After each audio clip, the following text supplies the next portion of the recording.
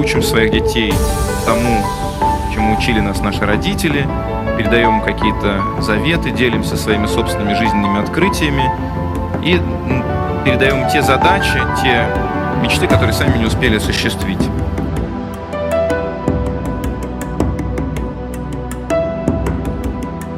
Поразительно.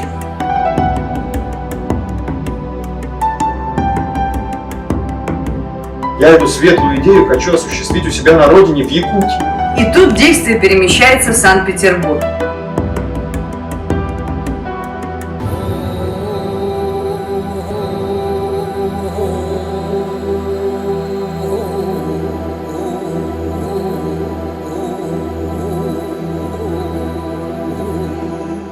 Доброго времени суток! Вас приветствует Якутск. Сегодня наш мастер-класс называется «Драматургия как возможность говорить о проблемах современности».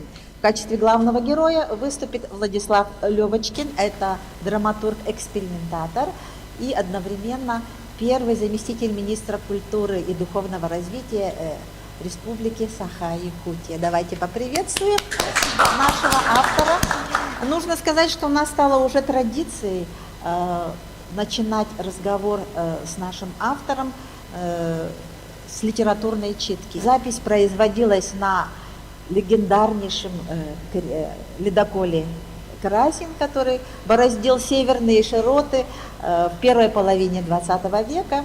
И пьеса называется «Лучший драматург», «Мертвый драматург».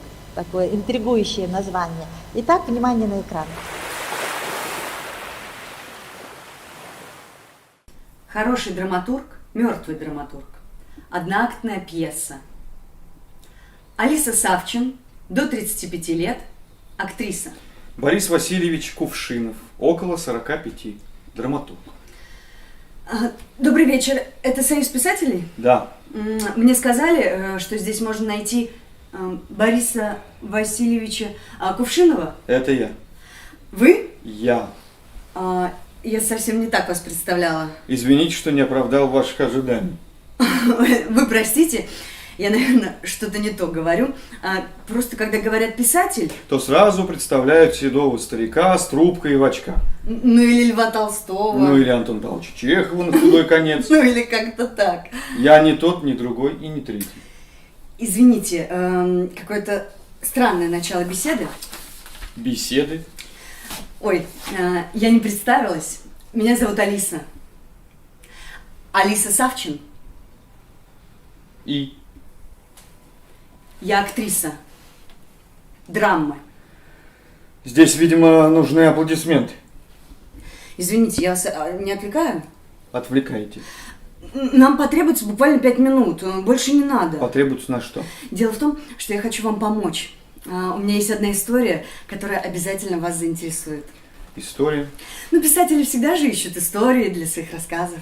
Вы знаете, у меня сейчас совершенно нет времени. Ну, в общем, я думаю, вам обязательно понравится. Это история про молодую девушку. Все девушки молодые по определению. Что? Ну, вы сказали девушка. Девушка не может быть старой. Слово молодая лишнее. Хорошо. А молодой женщине... женщина же может быть молодой? Да, еще можно сказать о женщине бальзаковского возраста. Ну, возраста как-то плохо звучит. Хорошо, о молодой женщине. Да, о молодой женщине. Она в свое время была безумно влюблена в одного мужчину. Они мечтали создать семью, но вмешались обстоятельства. Знаете, так бывает. Он военный. Она училась в институте, но бросила. И вот спустя несколько лет они встретились снова. Он все так же любит ее, но у нее уже нет этих чувств. Она стала мудрее и не верит, что прежние чувства можно воскресить. Понятно. Где сюжет? Ну вот, превратности судьбы. Неизвестно, будут ли они вместе. Вы думаете, это интересно?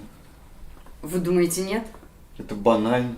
Таких историй миллион. Но нет, это только на первый взгляд. Ситуация осложняется тем, что эта молодая женщина, она уже встретила другого. Но к нему она не испытывает той страсти, той безумной любви, которая была с первым. Она просто дарит взаимность.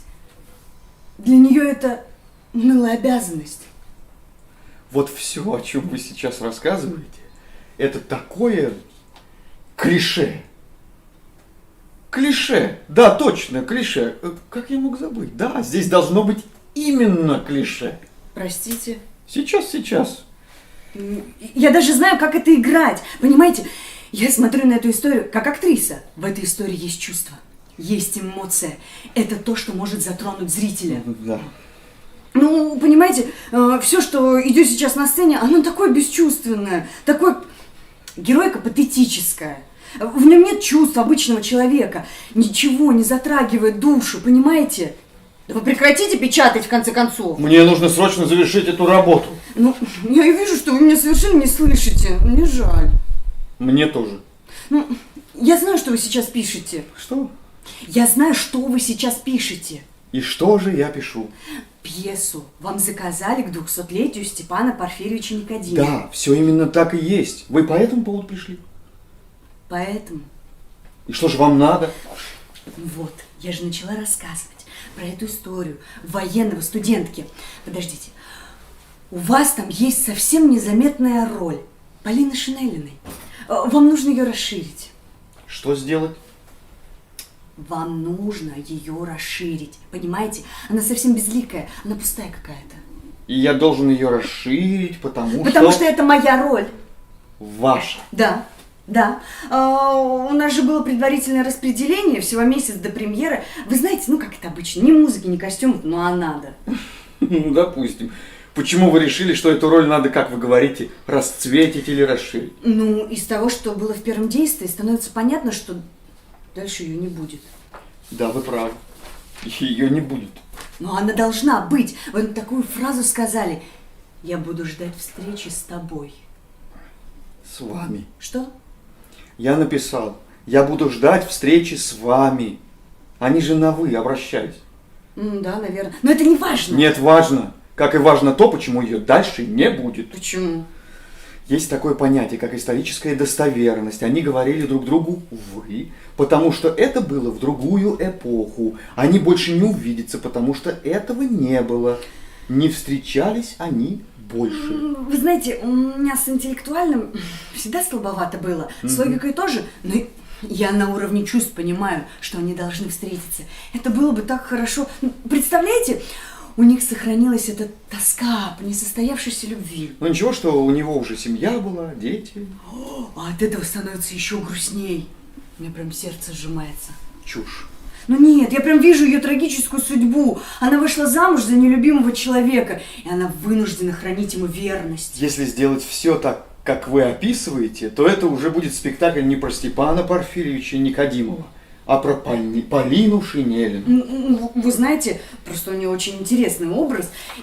А в архивах вы там ничего не находили? Не находил. Вы знаете, я сейчас понял. Вот все, что вы мне рассказали, это про вас. Вы хотите спектакль о себе. Ну, в каждой актрисе есть что-то от их героинь. А иначе как бы мы тогда играли? Вот наш преподаватель по сценической речи и актерскому мастерству Елена Матвеевна-Васнецова всегда говорила, что для того, чтобы зритель поверил, нужно сначала поверить самой. Поразительно. Вы знаете, наша беседа мне сейчас напомнила пьесу. Пьесу абсурда. Героиня приходит к автору и требует отдельную от пьесы судьбу. Пиранделла. Надо запомнить. Ну да. Ну вот сейчас все увлекаются экспериментами, хотят удивить, поставить все с ног на голову, абсурд сделать. А людям же нужны простые человеческие чувства. Вот все, что мы обсуждаем, это очень бессмысленно. Я очень прошу меня извинить, но я должен срочно завершить свою работу и уйти. Ну вы что, хотите, чтобы я ушла?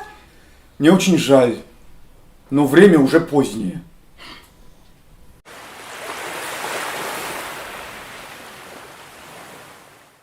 Спасибо.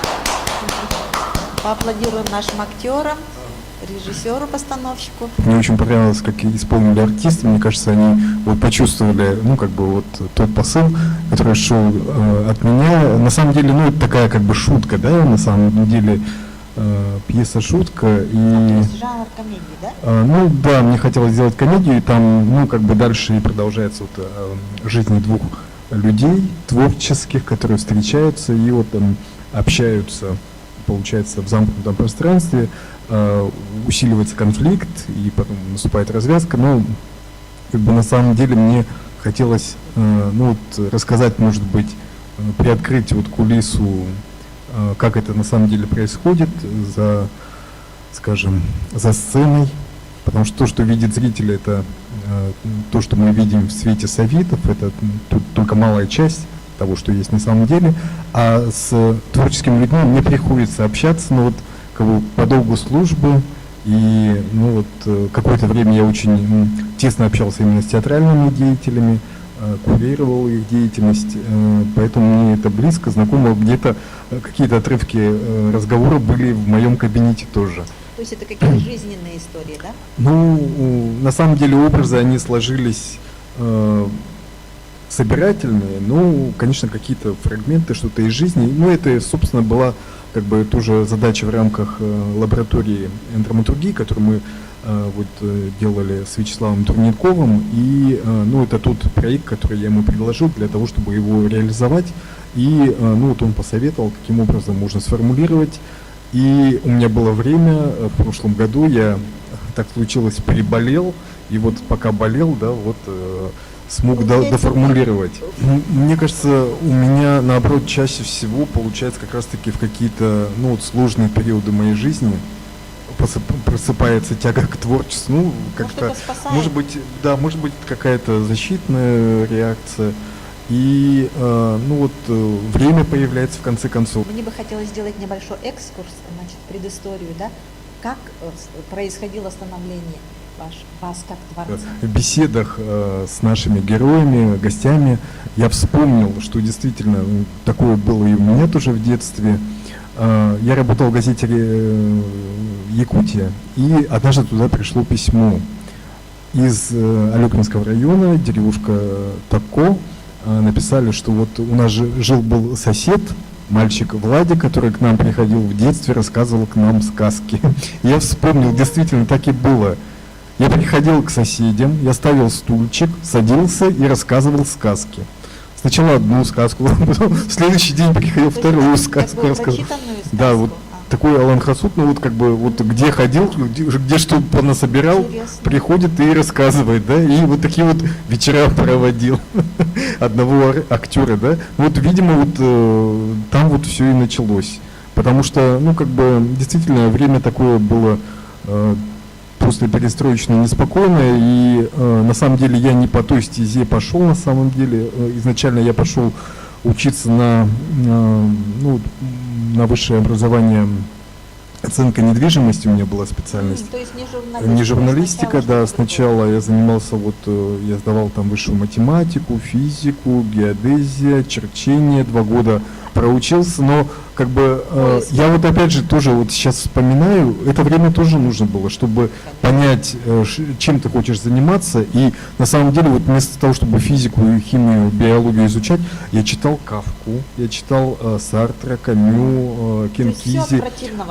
Я ездил на метро, да, там очень долго такой путь был от общежития до университета, и как бы, ну, это было время, когда можно было прочитать все это. Я, естественно, все это глотал. И у меня на самом деле все началось с стихов.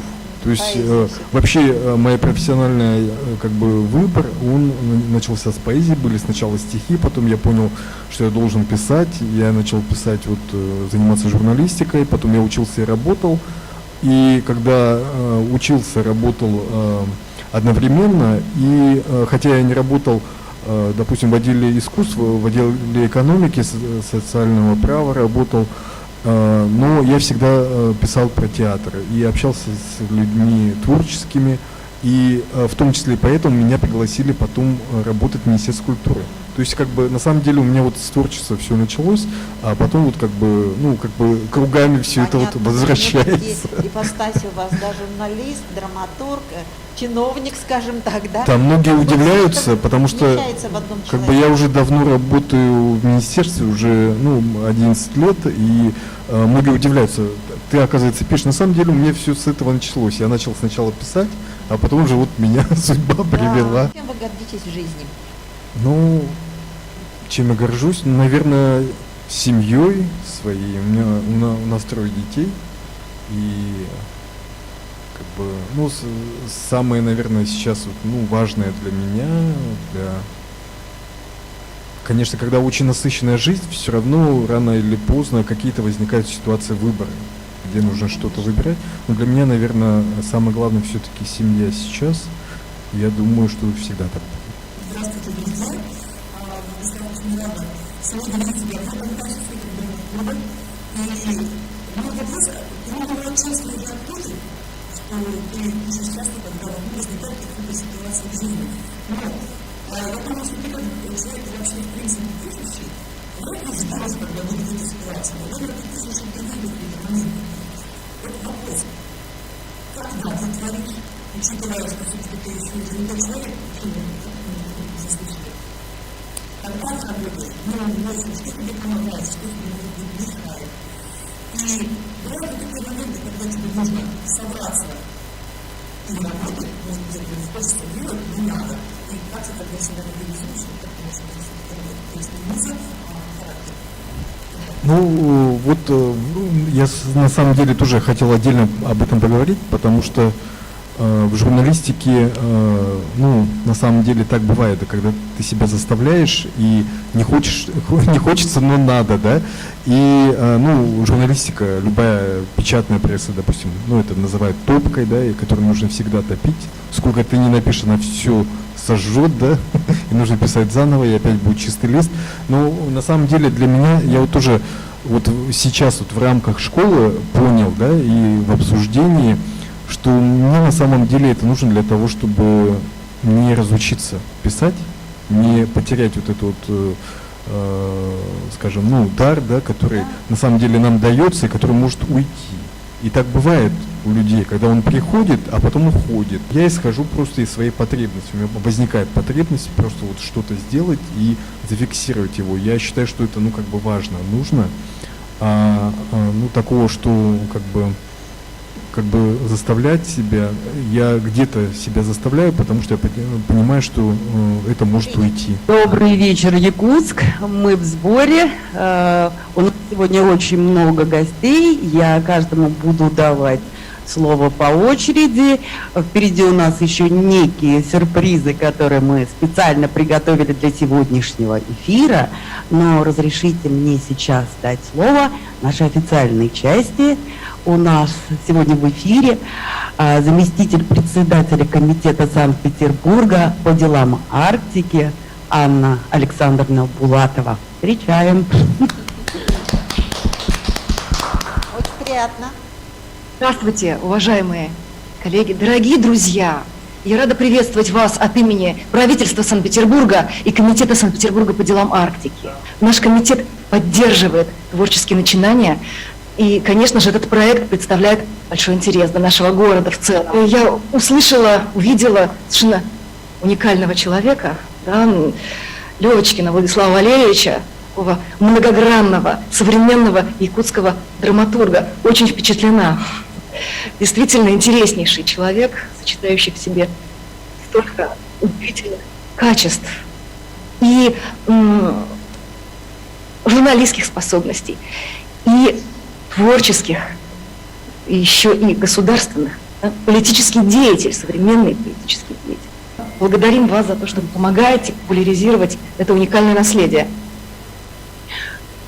Спасибо вам огромное. И от всей нашей команды могу сказать, что видеоконтент нашей школы драматургов Арктики, когда он будет готов, мы торжественно передадим Комитету Санкт-Петербурга по делам Арктики для дальнейшего использования, чтобы вы проводили мастер-классы, привлекали студентов, работали с аудиторией и развивали тему, которую начинаем мы. Спасибо, мы с удовольствием примем. Особенно важно, на мой взгляд, показывать это наследие молодежи.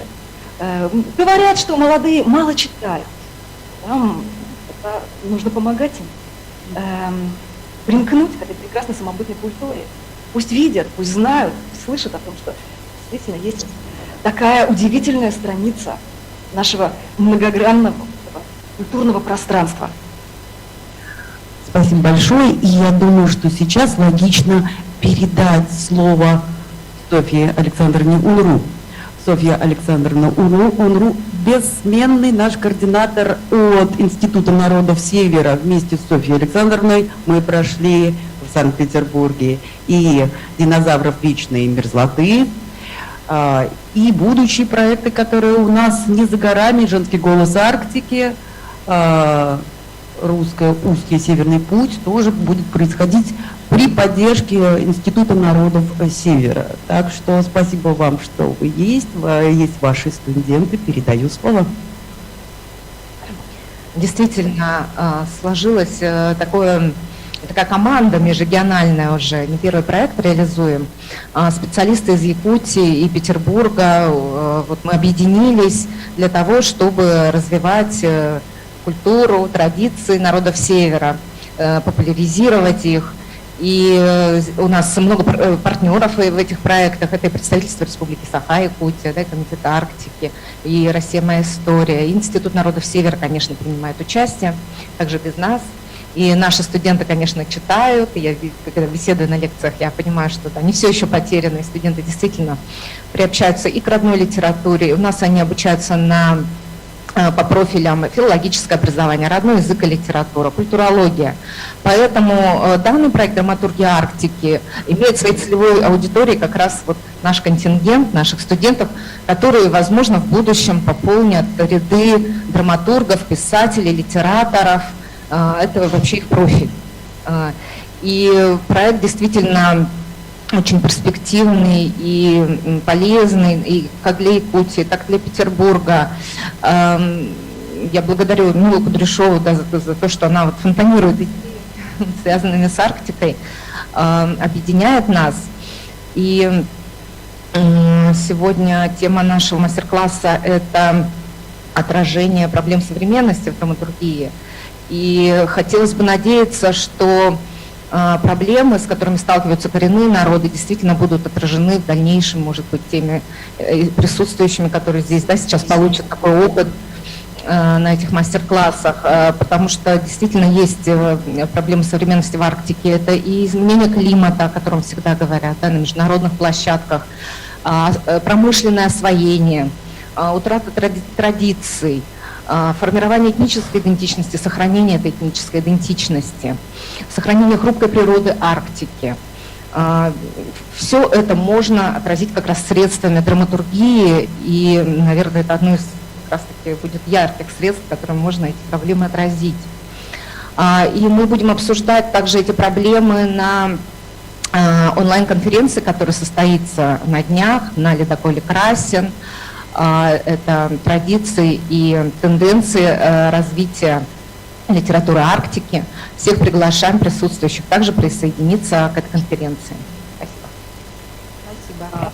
Спасибо огромное. И еще один выступающий гость нашего первого включения Мария Ануфриева. Мария Ануфриева у нас писатель, член правления Союза писателей Санкт-Петербурга, и тот человек, который неравнодушен к арктической литературе. Поскольку значит, наш мастер-класс литературный, драматургический, я расскажу немного о том, как представлена современная литература якутская в Петербурге и вообще на федеральном, скажем так, рынке. Да?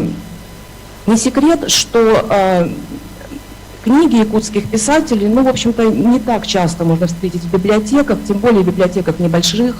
Вот, я уверена, что, допустим, вот в той же Маяковке, возможно, есть якутские авторы, да, но если, допустим, мы зайдем в какую-то районную библиотеку, а тем более в маленьком городе, не факт, что мы там найдем книги современных якутских писателей. А в то же время есть современные толстые литературные журналы, которые ведут свою историю с давних времен, еще Советского Союза, и отрадно то, что с нашей помощью они обращаются к якутской литературе. Так, в частности, еще в 2016 году Петербургский историко-литературный и общественно-политический журнал «Аврора» выпустил специальный якутский номер. Это был номер 4, апрельский, за 2016 год, в котором были представлены многие авторы, в том числе и Владислав Левочкин со своими стихами. Да, то есть Владислав уже рассказал о том, что он начинал как поэт, вот, и петербургские читатели могут в этом убедиться и познакомиться с его поэтическим творчеством. Это был действительно очень интересный номер, он прозвучал, были пресс-конференции в Петербурге. Насколько я знаю, он даже получил специальное благодарственное письмо от постпредства, да, Якутии в Петербурге.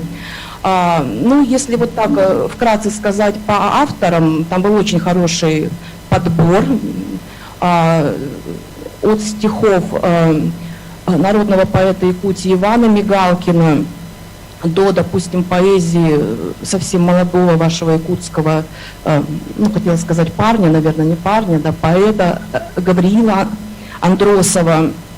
Была там проза Ивана Иннокентьева, который тоже, вот, в общем-то, известен широкой аудитории, не только в Якутии. Была замечательная проза Натальи Михалевой «Саят», пьеса Семена Ермолаева, который тоже выступал в рамках проекта «Школа драматургов Арктики». Помимо современной прозы были там представлены и классики якутской литературы. Вот, что интересно, например, наш известный петербургский редактор, переводчик Евгений Каминский впервые в журнале «Аврора» опубликовал перевод на русском языке поэмы анимпадиста Сафронова «Алампа».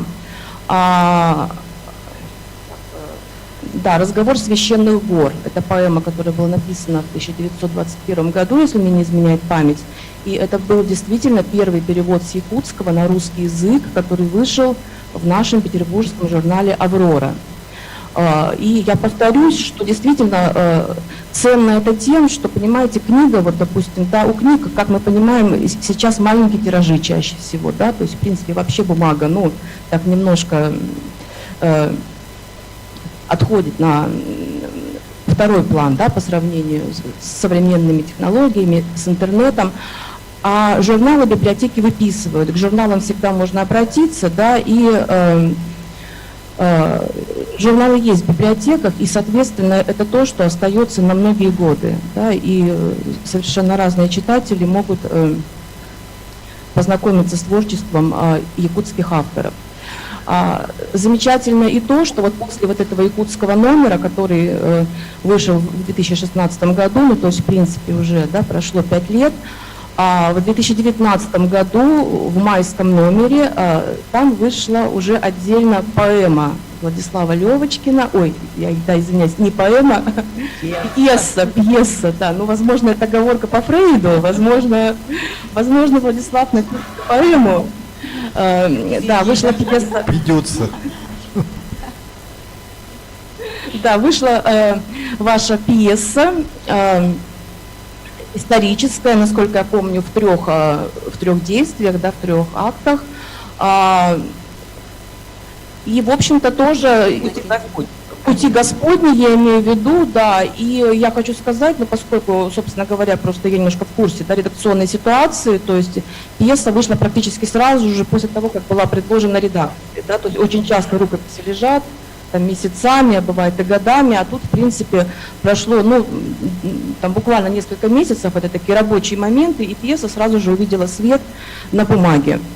Это то, что касается журнала «Аврора». Ну, будем надеяться, что это был не последний опыт, что они будут печатать якутских авторов. И, кстати, если вот сейчас есть в аудитории, да, авторы, и, ну, в любом случае нас будут слушать в записи, я думаю, что, в общем-то, это сотрудничество действительно может быть продолжено, потому что «Аврора» с большим удовольствием публикует новые имена, новых авторов молодых, поэтому все это есть в интернете, адрес редакции, всегда можно его найти и выслать свои работы. Мария, тут у нас возник вопрос, можно задать, да?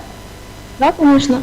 Да, любопытно узнать, как вообще молодому автору, драматургу ли, публицисту ли, попасть вот в такие крупные российские журналы? Какие шаги ему нужно сделать, предпринять? Ну, во-первых, ему нужно написать хороший текст. Да, публицистический, или художественный, или поэтический. Или... Вот. Во-вторых, вы знаете, нужно не стесняться, вот, пользоваться современными технологиями. Все журналы сейчас имеют, естественно, сайты, да, то есть... Ну, в общем-то, опять-таки не секрет, что иногда общий редакционный ящик бывает такой братской могилой, да, то есть можно отправить свой текст очень долго и очень долго ждать ответа, вот. Но вы понимаете, ведь для того и существуют вот такие проекты, как Школа драматургов Арктики, вот наши мастер-классы, да, то есть это как некий такой, ну вот есть понятие социальный лифт, да, вот, допустим, там в административной сфере, да, и в литературе же тоже, но пускай это не социальный лифт, назовем это литературный лифт, да, то есть у вас же наверняка вот под, ну, возможно, под эгидой Владислава, либо других сотрудников, да, в комитете по культуре, возможно, есть какие-то литературные объединения, у вас есть ассоциация союзов писателей, которую возглавляет Олег Сидоров, да, то есть на самом деле все друг с другом сотрудничают. Я тоже очень много работала с Якутией совсем недавно, то есть моя почта не секрет, я могу ваши тексты предложить напрямую для редакции. То есть мы открыты для сотрудничества, есть почта, я так понимаю, у проекта, да, официальная почта. Вы можете отправить текст туда, Мила. Ну и что, это очень хорошая идея Маши, что адрес нашей школы может быть неким проводником, да, то есть куда можно высылать будет работы общие. Да, и на самом деле очень интересно работать с авторами, и тем более, ну, не только состоявшимися, да, которые уже имеют налаженную базу контактов, но и с молодыми, и открывать новые имена, тем более Якутия такой интересный, самобытный, уникальный регион. Если «Аврора» — это журнал, который выпускается в Петербурге, и, ну, в общем-то, я назвала его петербургским, то журнал «Дружба народов» — это журнал действительно федеральный, да, он ведет свою историю тоже с начала образования Советского Союза, вот. Ну, да, исходя из самого названия «Дружба народов», вы прекрасно понимаете, что это ваш целевой журнал в том числе. Вот. И в советское время он печатал авторов разных национальностей. И сейчас продолжает эту традицию. И вот в «Дружбе народов» тоже был специализированный якутский номер. Это был декабрь 2019 года. Целиком он был посвящен, естественно, якутской литературе. Приветственное слово там писал Айсен Николаев. И, в общем-то, тоже, ну, я не буду называть сейчас поименно, там тоже был и Мигалкин, были и переводы очень интересные. У Владислава Левочкина там вышла пьеса, на этот раз современная пьеса «Своя кровь». Вот, я считаю, очень интересная пьеса. Вот, я, насколько понимаю, наверное, она пока не поставлена, да, то есть, возможно, что-то уже изменилось с тех пор, но мне кажется, действительно пьеса интересная, и было бы здорово увидеть ее на театральной сцене. В общем-то, «Дружба народов», насколько я понимаю, тоже не исключает возможности продолжения издания специализированных якутских номеров. Вот. В этом же номере выходила и моя статья, в которой я рассказывала о своем опыте работы с якутской литературой. Дело в том, что несколько лет я вела проект в литературной газете совместно с компанией «Алроса». То есть мы публиковали якутских авторов, и статья моя была посвящена отчасти памяти экс-директора республиканского холдинга «Сахамедиа» Кирилла Алексеева, да, который, к сожалению, очень рано и неожиданно от нас, от вас ушел. Мы с ним заочно очень дружили, он очень помогал мне в моей работе. Ну, собственно говоря, «Дружба народов» очень хорошо представлена в библиотеках и Петербурга, и других регионов. И Насколько я знаю, когда я бываю в библиотеках, бываю я там довольно часто с выступлениями, просто иногда даже вот интересно взять, посмотреть, да, формуляры. Действительно, журналы читают, то есть их, да, берут в читальном зале, ну не знаю, дают ли их домой, наверное, вряд ли. Вот. И таким образом толстые литературные журналы, я считаю, такие довольно серьезные проводники национальной литературы на федеральный рынок к общероссийскому читателю. Мила, мы чуть попозже будет у нас второе подключение, да? Да, я думаю, ближе к концу мы уходим от вас где-то на полчаса. Спасибо. Хорошо, спасибо всем. На самом деле я хотел поговорить еще о том, что театр очень часто не говорит о тех актуальных вопросах, которые сейчас интересны человеку.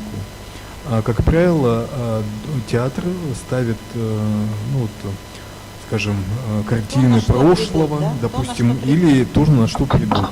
То есть есть определенные, как бы, ну, потребности у общества тоже, и в этом тоже, ну, зритель играет свою роль, но, как мне кажется, сегодня современному театру тоже нужно менять свои подходы, переформатироваться, готовиться к тому, что зритель будет уже иным. И время, как бы, вот мы сами видим, как оно стремительно меняются условия, в которых мы живем. Театр очень часто не затрагивает те темы, которые актуальны для современного человека. Те темы, с которыми мы сталкиваемся в своей современной жизни. И мне кажется, это неправильно, не совсем правильно. Ну, им, видимо, нужно иметь постоянную фокус-группу. Да, думаю, мне хотелось бы, может чтобы быть... понять, что нужно зрителю и над чем им надо работать. Ну, возможно, да, это вопросы менеджмента, но мне хотелось бы просто как, ну, творческому человеку, который, когда что-то пишет, ну, что-то, скажем, предложить вот в таком формате, именно касаемо из тех проблем актуальности, которые сейчас актуальны. И, может быть, даже где-то заглянуть, как бы, ну, в завтрашний день, потому что, ну, театр этого не делает совсем. Да, театр этого не делает совсем. Если, допустим, ну, взять, скажем, кино, да, там, или телевидение, да, то мы там часто заглядываем в завтрашний день и, как правило, это делаем. А театр все-таки у нас, как бы, в основном питается из прошлых эпох, да, ну, скажем, есть классика, которая действительно всегда будет ценна, но нужно понимать, что ей должно быть место для современного театра. Я вижу, как они, вот, скажем, подходят к нам, да, ну, проблемы цифровизации, проблемы, допустим, ну, проектного управления, да, вот то, что сейчас вот, как бы, активно применяется. Мне кажется, нужно на эти темы говорить. Я стараюсь тоже затронуть эти проблемы, почему вот меня, как бы, назвали экспериментатором, да, видимо, ну, вот с этим связано, потому что, ну, мне кажется, есть такие темы, которые мы пока еще не обсуждаем в театральном дискурсе, хотя это тоже необходимо. И читаешь, допустим, пьесы победителей, там, по разным конкурсам, я тоже этого не вижу. Ну, просто у людей, у каждого человека свой опыт, и я вот тоже, общаясь с гостями, понял, что, ну, не надо идти против своей натуры, да, один пишет, видит одно, а другой пишет о другом и видит другое. И это, наверное, правильно, каждый должен про свой опыт писать, и я думаю, что... Мир тем и интересен, если все разные, да, и берут разные направления, разные жанры, но... Значит, я понимаю, что вы, как бы, видите, ну, выполняете свою миссию, скажем так, да, чтобы быть проводником чего-то нового. Ну да, я, может быть, как бы не скажу, что миссию, да, но просто у меня есть какая-то такая, может быть, не сформулированная до конца потребность, видимо, вот этим заниматься. И я, ну, как бы, очень рад, что вообще очутился в центре этого проекта, поскольку мне не хватает такого общения, живого общения, творческого общения. Я думаю, многие вообще сейчас, вот, особенно в эту эпоху, испытывают дефицит, коммуникации, общения. Сейчас у нас на связи режиссер театра юного зрителя Александр Тигеров. Как раз вот в этом театре вы ставили одну из пьес. Коллектива театра юного зрителя Республики Саха-Якутия и от своего имени разрешите поздравить Владислава Валерьевича с этим замечательным днем. Спасибо. И всех, кто создал вот медиапроект «Школа драматурга в Арктике». Вот у нас в 2016 году, в ноябре месяце, в нашем театре был поставлен спектакль «Пути сегодня» по пьесе Владислава Валерьевича.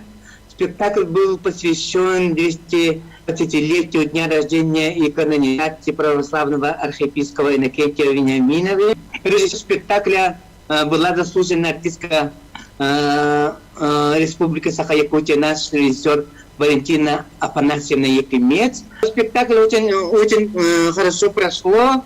И даже вот первый показ мы приемки, да, спектакля увидели вот это работники церкви и ученики приходской школы, все это они были.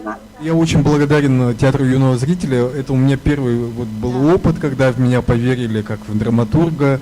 И он, конечно, тоже был для меня очень ценным, таким интересным, важным. И на самом деле ко мне Василий Егорович пришел вот с этой темой, он сказал, ты должен писать. Он сказал, у тебя хорошо получаются диалоги, ты должен написать пьесу. Оказывается, он не только мне так говорил, потом выяснилось, да. Но я поверил, я написал пьесу, и театр юного зрителя вот ее принял в работу. Действительно, очень, скажем, такая необычная была тема для театра юного зрителя, но мне очень понравилось и художественное решение, и постановка сама, как артисты играли, и это вообще удивительно. Конечно, там текст очень сложный, он такой немножко, как бы, ну, получается, прошлой эпохи, да, текст.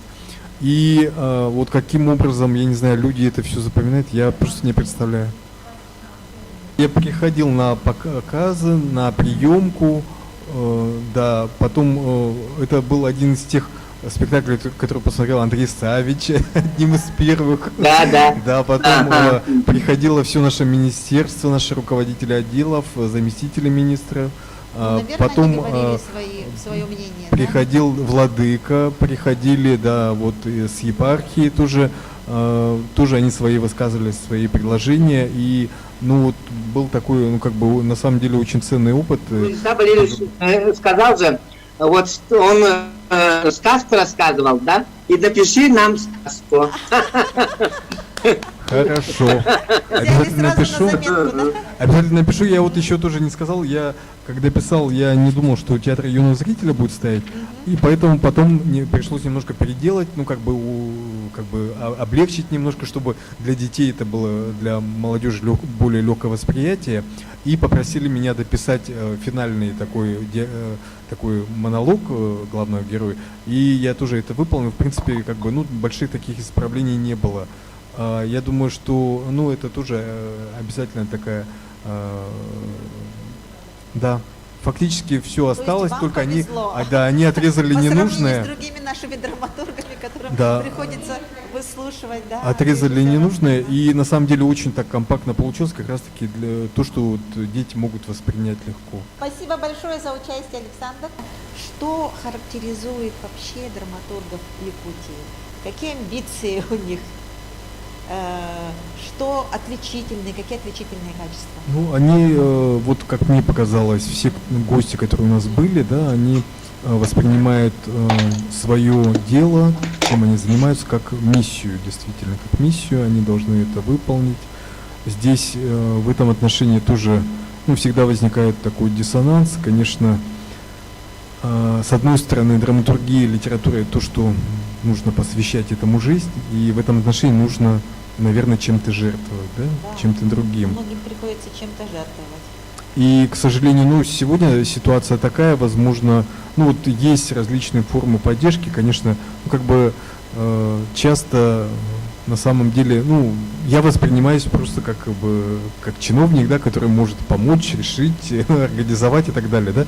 И я понимаю, что творческие люди часто ко мне с этим обращаются, потому что, ну, я понимаю, что многим творческим людям просто трудно понять, вот, как, То есть только какое писательством решение. заниматься в наше время невозможно. Есть Нужно иметь различные свою формы основную поддержки, я да. надеюсь, что они в дальнейшем обязательно будут реализованы, потому что, ну, появляются разные новые тоже формы поддержки. Допустим, в европейских странах очень развита грантовая система для писателей, для молодых начинающих писателей, когда люди получают грант просто для того, чтобы творить. Да. То есть они Ну, у нас же возможно участвуют это? в конкурсе, получают грант, работают на те средства, которые вот выделяются, и дальше подают опять тоже на конкурс.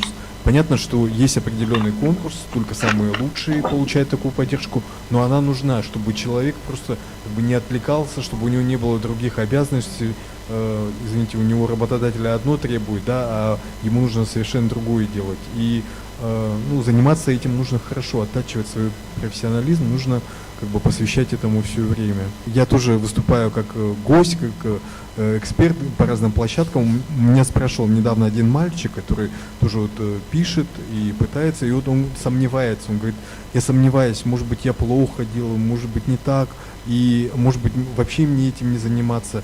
И я ему тогда не успел сказать, а потом я подумал, надо было ему сказать, что если у тебя есть сомнения, то это признак того, что, скорее всего, у тебя есть талант. Потому что это свойство таланта сомневаться в себе.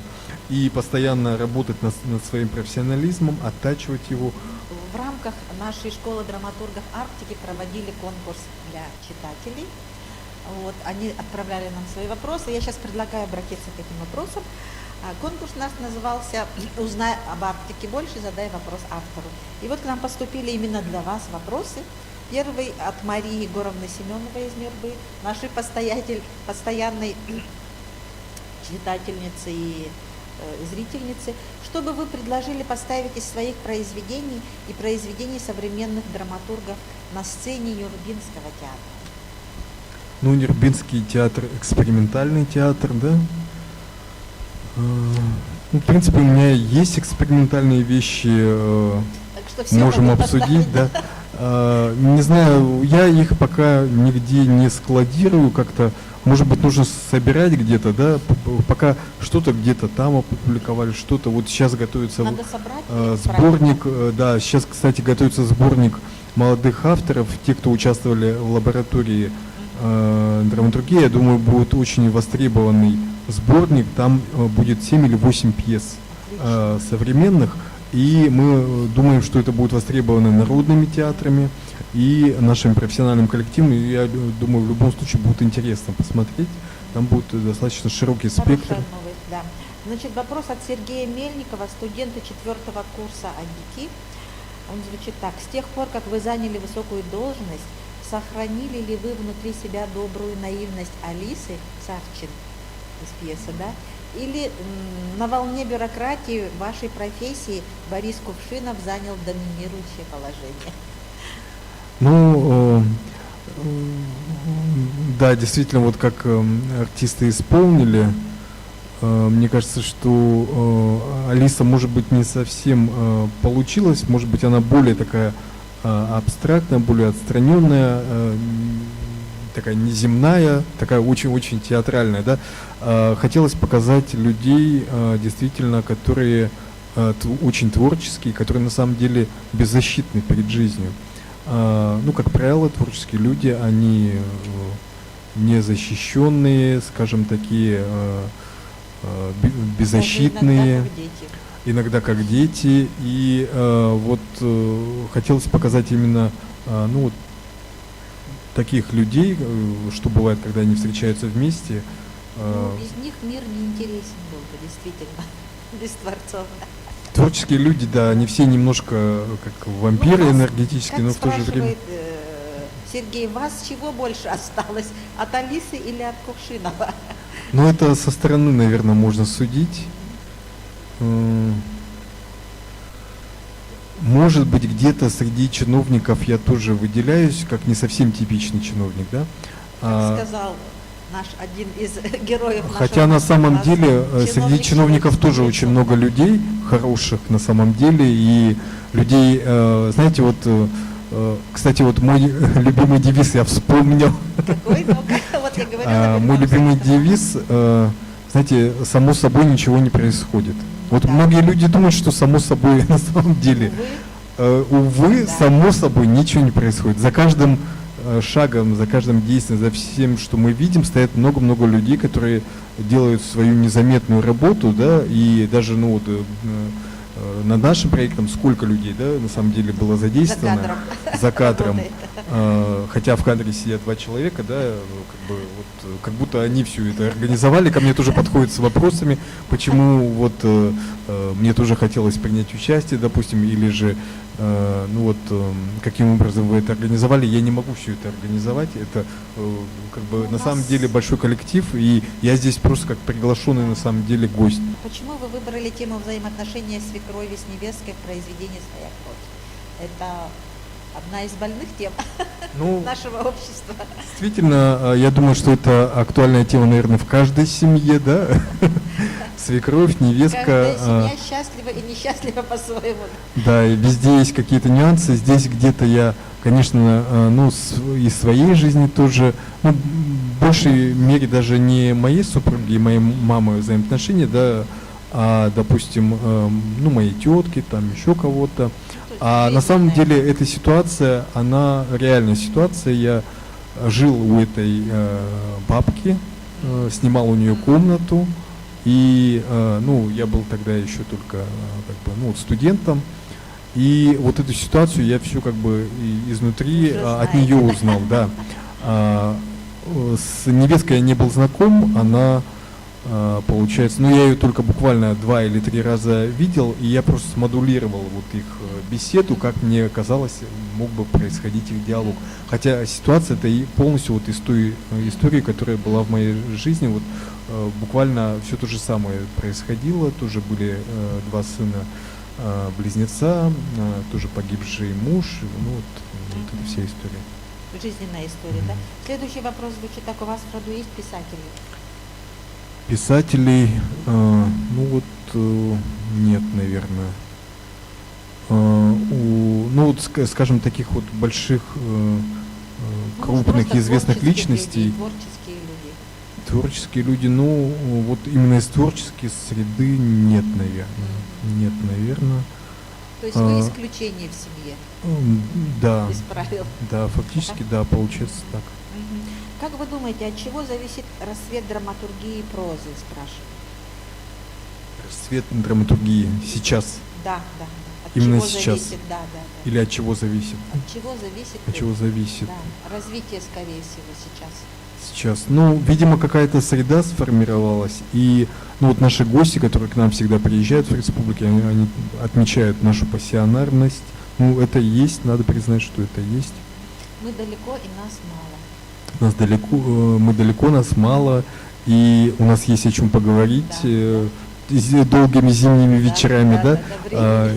Очень много интересных проектов реализуется вот на базе музейного комплекса «Россия. Моя история». И здесь тоже собираются вот активности, клубы, читательские клубы. Вот на самом деле у нас все зависит от личности, от людей, которые этим занимаются. Ну и, видимо, сама обстановка, вот тоже пандемия повлияла.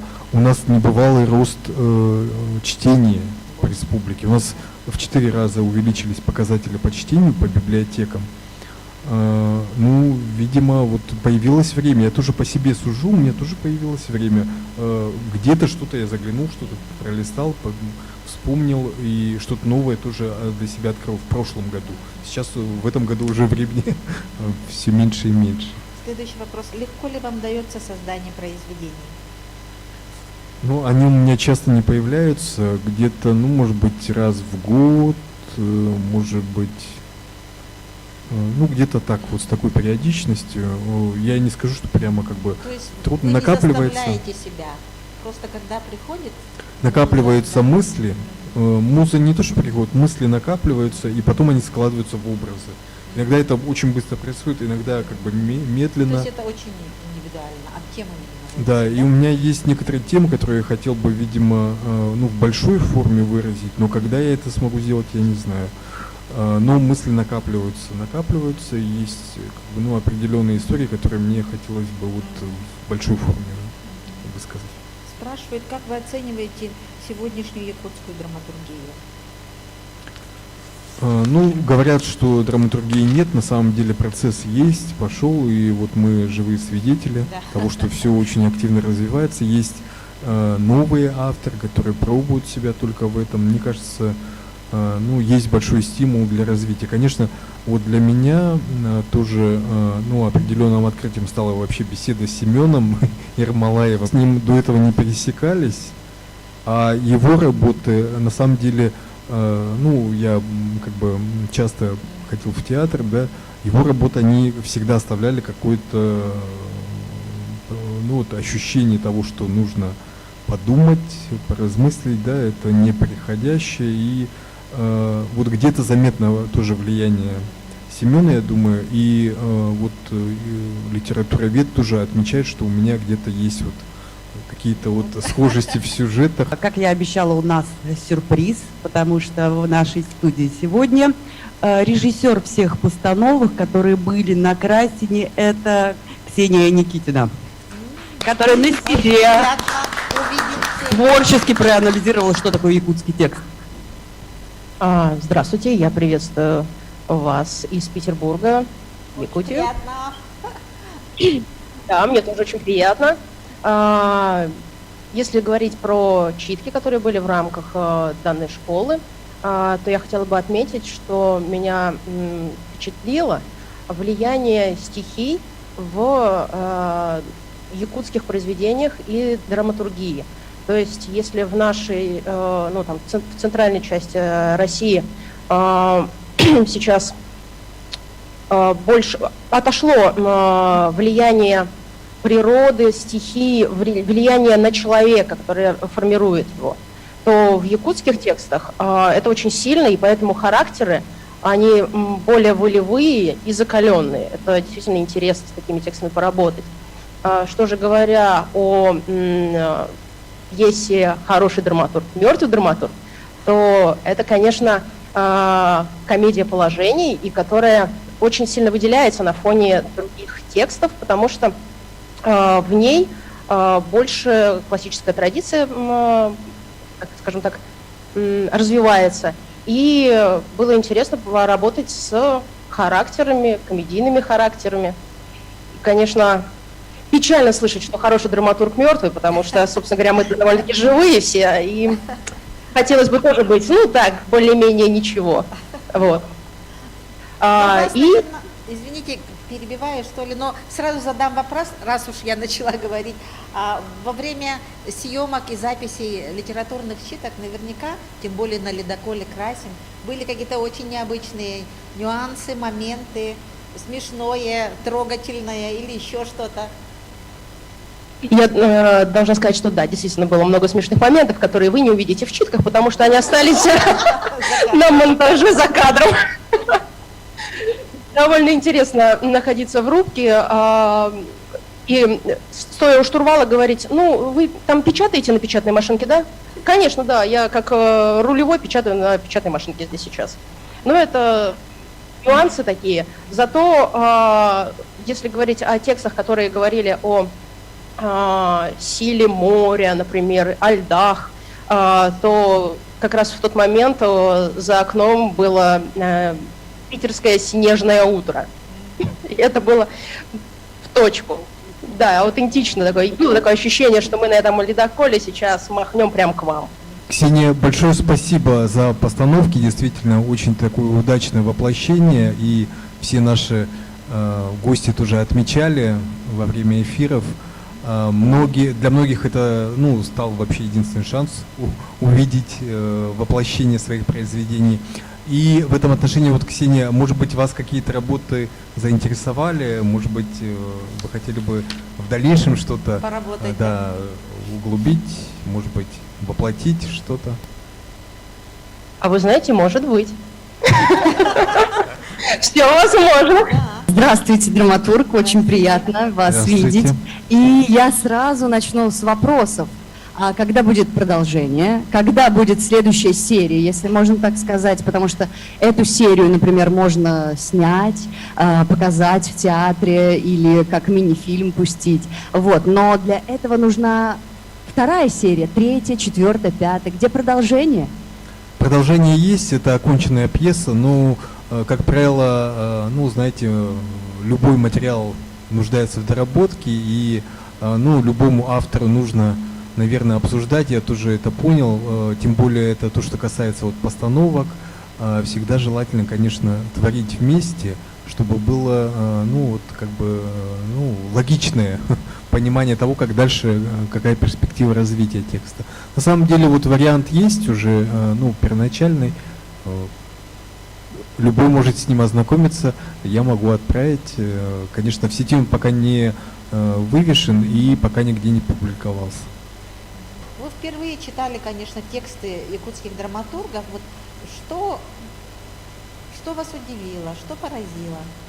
Хотелось бы На знать. самом деле меня все удивило, все поразило, потому что когда я нахожусь в среде питерских драматургов, я буквально купаюсь в их текстах, и настолько противоположные тексты якутских драматургов, поэтому для меня все было ново, все интересно. Мы многое обсуждали, дискутировали, над чем-то поражались, смеялись, удивлялись. Поэтому спасибо вам за наши новые эмоции, новые впечатления. Я передаю слово нашему драматургу Евгении Алексеевой, которая была и консультантом по написанию пьесы Владислава, ну и очень внимательно прочитала эту пьесу с критическими замечаниями. Я хотела сказать, что вот вслед за Ксенией, что вот именно в этой пьесе «Хороший драматург, мертвый драматург» Владислав Левочкин проявил себя как продолжатель такой классической традиции, да, даже классической советской традиции, вот этой вот классической парадигмы драматургии. В отличие от первого текста, который я читала, «Своя кровь», который мне лично был гораздо ближе своей метафизикой, сложностью планов, наверное. Вот. А в этом тексте мне было интересно вот эта вот аллюзия, конечно же, к Пиранделло, к пьесам абсурда. Абсурд упоминался в первых диалогах в начале. И мне кажется, можно было бы, наверное, возможно, усилить вот этот абсурд вот этими репликами. А ситуация, когда актриса предъявляет требования, предъявляет претензии драматургу или режиссеру, мне знакома. Потому что мне коллега-драматург рассказывала про свой конфликт, очень похожий с актрисой. Вот, это было достаточно смешно. И здесь этот конфликт был замечательным образом проявлен и показан нам. Да? Интересно, как каждая сцена была решена. Даже захотелось... представилось это в каком-то пластическом варианте в том числе, как будто бы они танцуют разные танцы. Да? То есть изменилась тема разговора их, и как будто музыка другая. Ну вот я вот так это услышала. Вот, так что очень интересный, конечно же, текст, о нем можно говорить, но вот Пиранделло мне не близок, даже Пиранделло, да, и «Своя кровь» мне кажется гораздо более глубоким текстом. Но это чисто мое мнение. В любом случае читать было очень интересно, и текст, конечно, актуален. Вот. И также мы с коллегами обсудили, что, конечно, в контексте вот современных тенденций, новой искренности, да, метамодерна, этот текст звучит тоже вот интересно и актуально. Вот одновременно можно это заметить. Мила сказала, что видит этот текст как монодраму, что героиня на самом деле существует в голове драматурга. Мне кажется, это тоже интересное видение. Вот, но я, к сожалению, так этого не прочитала, хотя мнение это, правда, интересное, что если этот текст увидеть как монодраму вот человека, который проходит, видимо, кризис среднего возраста. Вот, так что такое видение тоже возможно. А еще мне кажется, что мертвый драматург это такая... Это может быть и метафора, да, что это вот удобный драматург, потому что надо быть действительно драматургом с очень большим именем, чтобы с тобой считались. А так большинство из нас является, конечно же, мертвыми драматургами, потому что с нашими текстами можно делать все, что угодно. Вот. И мы все это знаем. Так что в каком-то смысле мы все удобные и немножко мертвые драматурги. Вот. На этой позитивной ноте я, наверное, закончу. Вот такое обсуждение, оно очень помогает. Вот мне, по крайней мере, очень помогло по своей крови вот наши беседы, наша переписка, потому что оно позволило мне вот дальше как бы более точно сформулировать то, что вот как бы, ну, ты хочешь донести до зрителя. И, ну, вот как раз тоже буквально на днях вот пришла новость, что планируют ее к постановке сейчас, эту пьесу, поэтому, может быть, я еще дальше буду ее дорабатывать. Особенно меня поразил наш недавний эфир с молодыми драматургами, когда мы понимаем, что необходимо общение, необходима коммуникация для определенной тенденции молодой драматургии. И поэтому мы не теряем идеи, мы не теряем мысли о том, что мы смогли бы провести школу драматургов Арктики офлайн, и Ксения и Евгения смогли бы преподавать якутским студентам в Якутске, то есть пройдет пандемия, и, собственно говоря, и тогда наши петербургские актеры могли бы поставить пьесы, которые родились также во время занятий. Вот эту идею мы будем дальше развивать, предлагать, и я думаю, что тогда вот эта искра совместного диалога даст очень много разных работ, которые будут достойны и публикации, и постановки, и может продолжится фейерверк новых идей. Вот, это наша идея, и я бы хотела сейчас передать микрофон нашему залу. Да, если есть вопросы, мы ждем, пожалуйста, у нас пока есть Да. время пообщаться. Агнесова Анна, первый курс, Институт народов Севера. Я писатель и редактор, и меня вот больше, наверное, писательские вопросы интересуют, может, не по теме, и немного такой неприличный вопрос писателю задавать, как мне кажется. Некоторые писатели избегают ответа на этот вопрос. Но вот мне интересно про писательский процесс больше узнать. Вот, как у вас лично получается по поводу, например, там, страниц в час, вот количество, допустим, нужно ли отвлекаться во время письма, то есть можно ли, например, читать какую-то литературу именно во время того, как вы пишете, или, может быть, лучше полностью своей идее отдаваться и прям написать текст, а только потом посмотреть, возможно, какие-то факты, если нужно. Как лучше вот действовать, например? Просто у меня, например, такой писательский кризис, застой, мне было бы полезно мнение человека, который бы, скажем так, помог разобраться получше в писательском процессе именно. Ну, у меня как бы небольшие формы, малые формы, поэтому, в принципе, я как бы, ну, успеваю высказать, пока у меня мысли есть в голове, вот за короткий промежуток времени, но какое-то время, конечно, я их накапливаю. То есть сначала у меня появляется, как правило, идея, что нужно это создать, потом я ищу образы, наверное, да, а потом после образов уже появляется какая-то структура их взаимодействия. После чего, ну, как бы, собственно, диалог, я просто составляю себе план, скажем, чем должно начаться, чем должно закончиться, и представляю их беседу. Говорю сначала за одного, потом за другого. Конечно же, ну, вживаясь вот в этих персонажей, да, играя тоже, проигрывая про себя, вот как они могли бы говорить, как они могли бы думать. И, конечно, ну, как правило, у каждого тоже образа есть какой-то прообраз. Иногда его, наверное, не скажешь, и вот как один тоже наш гость говорил, может быть, где-то даже неприятно было бы пригласить их в зал, потому что они могли бы себя узнать, возможно. Как правило, у писателей тоже такое бывало, когда они к концу своей жизни портили отношения со всем своим окружением, да, вот, допустим, ну, вот у Мапасан, по-моему, так было, да, ну, это есть жизнь, и откуда мы еще можем взять свои образы, ну, естественно, из жизни, вот, общаясь с другими людьми, в этом есть, наверное, какая-то тоже такая черта определенная, да, которая характерна именно для пишущих людей, для драматургов, писателей. Вообще быстро или медленно пишет, если не секрет? Ну, я обычно, ну, скажем, не тороплю себя, да, и нет у меня каких-то определенных вот сроков, которые, скажем, давили бы на меня. Просто появляются мысли, я пишу. Как бы в свободном режиме я, ну вот, максимум в год 1-2 пьесы, может быть, могу написать.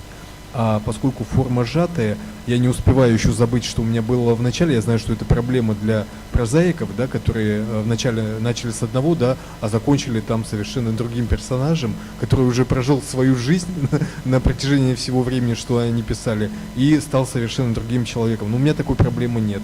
То есть я с кем я начинаю, с тем я, собственно, и заканчиваю свою историю. У меня к вам тоже вопрос, как у пишущего человека к пишущему человеку. Вот, даже два вопроса.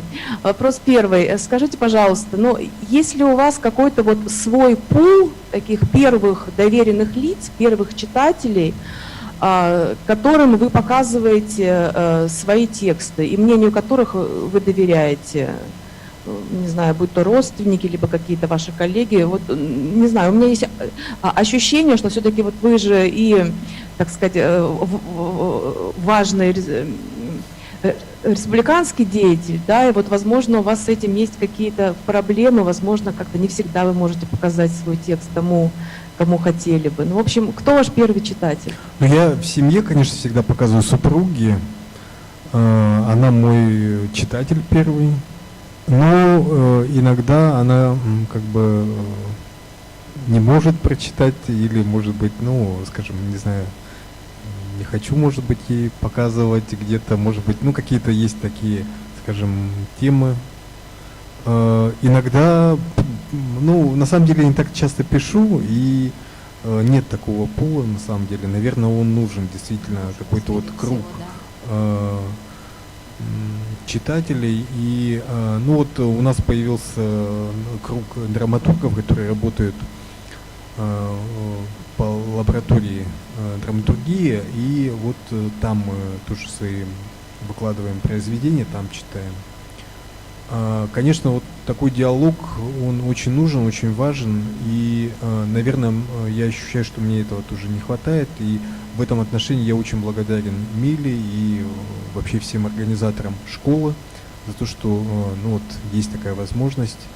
И, конечно, ну вот у Марии, наверное, больше, наверное, опыта, и, может быть, Мария тоже какую-то рекомендацию свою сказала бы, поскольку у вас же есть крупное произведение, я читал вот вашу, ну вот повесть, она такая достаточно объемная, почти как роман. Наверное, тоже у вас вот есть круг, с кем вы регулярно обсуждаете, поскольку, наверное, вот такое общение в кружках, в литературных кружках, оно дает как раз-таки вот какой-то определенный стимул, рост для дальнейшего творчества, ну, с тем, чтобы не останавливаться на достигнутом. Да, я поэтому вас и спросила, потому что действительно это такой вопрос вот очень важный для нас, для творческих людей. Ну, про себя могу сказать, что мне в этом отношении повезло. Я довольно быстро встретила тех людей, мнению которых доверяю, и мне в этом очень помогли совещания молодых писателей при Союзе писателей Москвы, которые проходят ежегодно. Я в нем участвовала, по-моему, 4 даже или 5 раз. И, кстати, тоже могу сказать для всех, что это совершенно открытое, бесплатное мероприятие. И, насколько я понимаю, даже регионы как-то оплачивают проезд победителям. Это несколько дней в Москве. При Союзе писателей Москвы ведутся семинары, в частности, семинары прозы. Ведут известные писатели Евгений Попов и Анатолий Курчаткин, и там как раз вот разбираются произведения. То есть это полное погружение. В семинаре там 10, ну не знаю, 12-15 человек, молодых авторов и мэтры. То есть все тексты читаются заранее, и на самом деле всего несколько дней, но идет такая глубокая, пристальная, очень интересная работа, что потом ребята на выходе из семинара становятся друзьями на многие годы. И ну, сейчас мы уже не такие молодые авторы, там, по-моему, для прозы возрастной ценз до 35 или до 40 лет, то есть я уже в этом отношении не молодой автор, но мы уже вот лет 7-8 до 10 дружим с участниками этих семинаров, продолжаем общаться по почте и лично, и в каких-то совместных проектах участвуем. И когда я что-то пишу, это вот как раз те люди, кому я могу отправить текст в первую очередь. Мы друг друга читаем и, ну, как на семинарах, честно друг другу говорим. Если что-то не то всегда можно сказать в глаза, не боясь, что, ну, обидишь человека, потому что за этим и обращаются. И это очень интересный опыт, конечно, его нужно экстраполировать. И вот если у вас есть такие литературные объединения, кружки, очень здорово, когда люди там, да, не ругаются, не говорят правду матку в глаза таким образом, что потом, да, хочется разбежаться по углам и не общаться. А когда вот из этого обсуждения рождается, ну, текст становится лучше, да, появляются какие-то новые идеи, вот у меня это есть. Ну, я думаю, что и у вас тоже, если вы к этому стремитесь. Да, вот хорошая идея. У нас тоже вот как раз в зале Ираида Попова сидит, которая является ответственным секретарем журнала «Полярная звезда» и тоже начинающим драматургом. Вчера вот была как раз тоже на нашей встрече. И, может быть, мы предложим, да, нашим ребятам вот тоже такую практику, опубликовывать, может быть, где-то на каком-то сайте или какой-то портал сделать для того, чтобы, ну, ознакомливаться с текстами и время от времени обсуждать их. Ну, знаете, даже технически это лучше не сайт и не портал, это может быть какой-то открытый доступ, то есть лучше делать просто какую-то общую рассылку по участникам, но это уже из опыта, да, когда каждый там адресно получает архив с текстами, потому, ну, чтобы это не было выложено в открытом доступе. Да. Вот, но это уже такие технические моменты. У меня еще есть второй вопрос. Я послушала ваш мастер-класс, вот, и услышала такую интересную вещь, которая во мне сразу же откликнулась, Владислав. Вы сказали, что понимаете, что вот писательство, да, оно дается как дар, но оно может, ну, и пропасть этот дар, да, вот это вот какое-то чутье. Ну, я, может быть, говорю своими словами, но вы понимаете мысль. Вот, вы на себя это примеряете, вы опасаетесь того, что вот, ну, уйдет у вас желание писать, бывает вот такое. У меня, кстати, сейчас вот тоже, как у предыдущего оратора, такой творческий застой. Вроде и материал есть, вроде все вот есть, а какого-то пазла не хватает, чтобы начать писать новый текст. И я тоже боюсь, что вот это вот, ну, что может уйти вот этот вот нерв вообще, вот это вот желание. Вот. Вы этого боитесь? Если боитесь, то как с этим боретесь? Ну вот на самом деле я, может быть, не осознаю, что есть такой страх, да, в большей степени осознают мои сенсеи, которые время от времени ко мне подходят и говорят: брось, ты вообще, это никому не нужное дело, иди пиши, не трать время зря. Мне Василий Егорович сколько тоже это говорил: иди пиши лучше, как бы не занимайся вот этим вот пустым, никому не нужным делом. Вот есть какой-то такой страх, возможно, я его еще пока не осознаю. И, ну вот, знаете, вот очень хорошо сказал, мне понравилось, как сказал Глуховский на встрече, что надо встретиться с реальной жизнью, и после того, как ты встретишься с реальной жизнью, у тебя вновь появляется желание писать, творить. Если есть какой-то творческий застой, ну вот как-то надо это излечивать тем, что как бы есть, потому что, ну, по крайней мере, у меня в творчестве, ну, бывает, что я пишу тогда, когда, ну, действительно не могу не писать, да, то есть нужен какой-то стресс, и для меня вот стресс, он выходит таким образом, то есть я выкладываю все это на бумагу. Я хотела пожелать Владиславу дальнейших публикаций и в толстых литературных журналах, и, может быть, издания книги отдельной со временем, да, пожелать вам своих режиссеров и вдохновения, еще раз вдохновения. Спасибо большое. Спасибо Санкт-Петербургу, спасибо, Мила. Для нас это действительно, ну, такой большой шанс иметь такую ниточку с Северной Пальмирой, с культурной столицей России, поскольку как раз-таки через такие связи мы обогащаемся, можем дальше расти, не замыкаясь вот на том, что происходит у нас только. И как раз-таки вот такое общение, оно очень обогащает. Очень много благодарностей было от тех, кто смотрел нас в эфирах, те, кто участвовали, говорили о том, что действительно это, ну, вот очень нужно, и это нужно продолжать. И, конечно, мы очень рады, что с помощью всех заинтересованных лиц мы смогли все это сделать. Какие вопросы больше понравились? И победитель у нас получит этот необыкновенный журнал, специальный выпуск «Дружба народов» за 2019 год. Об этом журнале сегодня много говорили. Спецномер именно по Республике Саха-Якутия. Здесь авторы все, которые ну, вот у нас проживают. Мне тоже посчастливилось здесь свои произведения показать. Вот Мария о нем рассказывала. Большое всем спасибо, кто принимал участие в его создании. Ну, вот, наверное, тогда Анне отправим, да, в Санкт-Петербург. Анна из Агнесова, института. студентка наша, да? Да. Да, хорошо. Анна, Она убежала куда-то. опять убежала. Хорошо. Услышала свое имя. Остальных? Так, и двое, ну вот у нас были авторы, которые прислали. Была Мария Егоровна из Нюрбинского театра. Давайте Марии Егоровне отправим. Хорошо, Марии Мария Егоровне, Егоровна. потому что она как раз интересовалась работами современных авторов. Анна пришла, да? Анна, мы с большой радостью отправляем вам журнал «Дружба народов», это спецвыпуск как раз-таки по Республике Саха-Якутия, где авторы нашей республики представили свое творчество. Спасибо вам за участие, за интересные вопросы и желаем вам активного творческого роста и дальнейших свершений. Я думаю, что у вас уже есть первый опыт, тоже хотелось бы с ним ознакомиться. Спасибо вам большое. И третий журнал, кому у нас достает? Студенту, да? Да. Как зовут? Сергей Мельников. Сергей Мельников. Хорошо, 2 журнала остаются у нас здесь, в Якутии. Большое спасибо Санкт-Петербургу. Мила, мы завершаем нашу трансляцию, но это не значит, что мы прощаемся с вами. Школа драматургов Арктики путешествует по литературе арктического региона, и мы еще встретимся с вами. Всего доброго. Спасибо огромное. До встречи на ледоколе Красин.